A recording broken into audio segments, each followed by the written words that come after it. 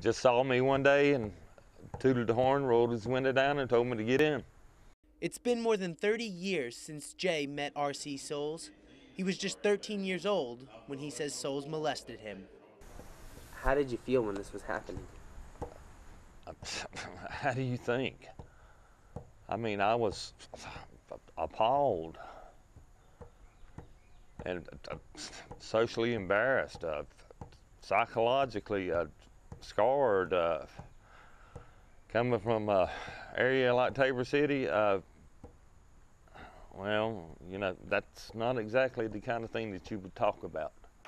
Jay says Souls molested him on more than one occasion, but he was too scared to come forward. Did you think you would be punished as a 13-year-old if you told on him? Yes.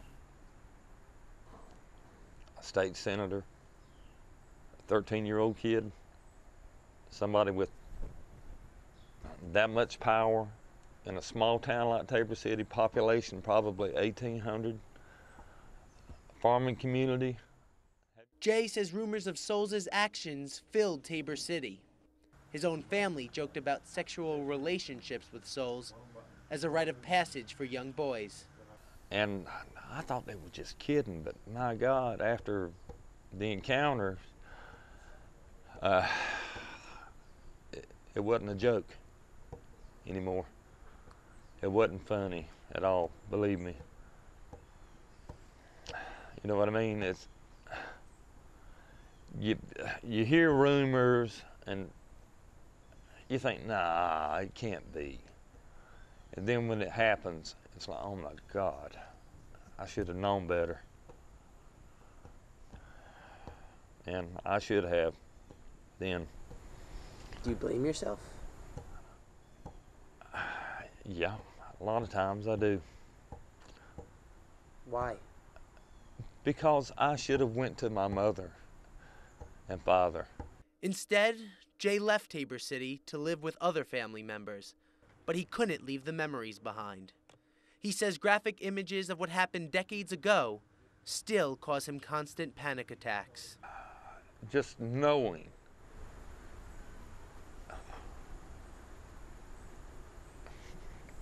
Take your time. All right. Take your time.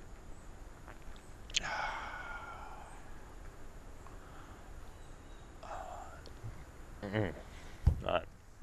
Cut. Okay.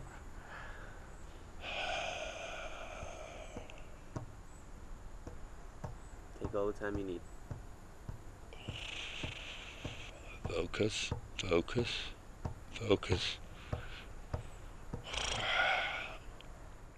See what I mean?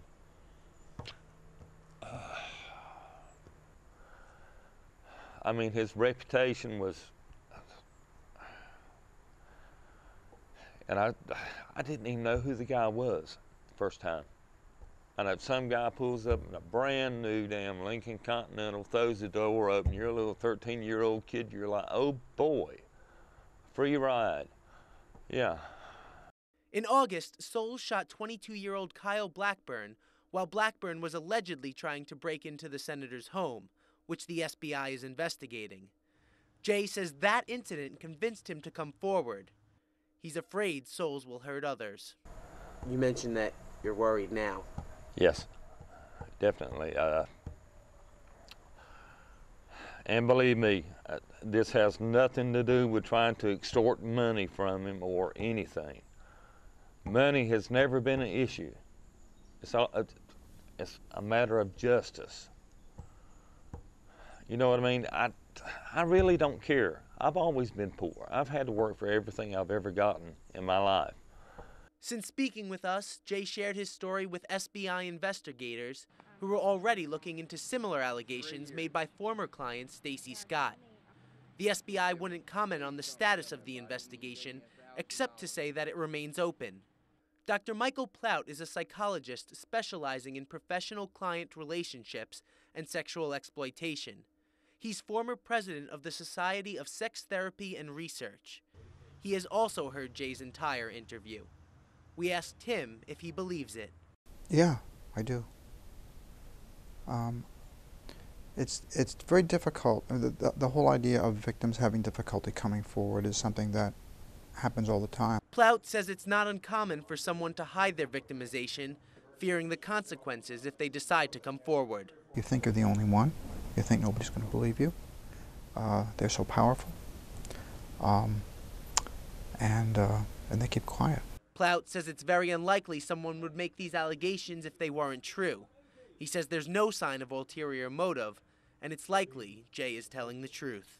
People don't make this kind of thing up. He's taking a risk by coming forward. There's no money to be made for him. He has no advantage. It's not like he wants to sue him. He's not saying that. It's the only time you'll see a fabrication, if there's money to be made, usually. But the number of people who take the risk of coming forward with something like this is very, very low, if it's fabricated. What advice, if there are other victims out there? Come forward.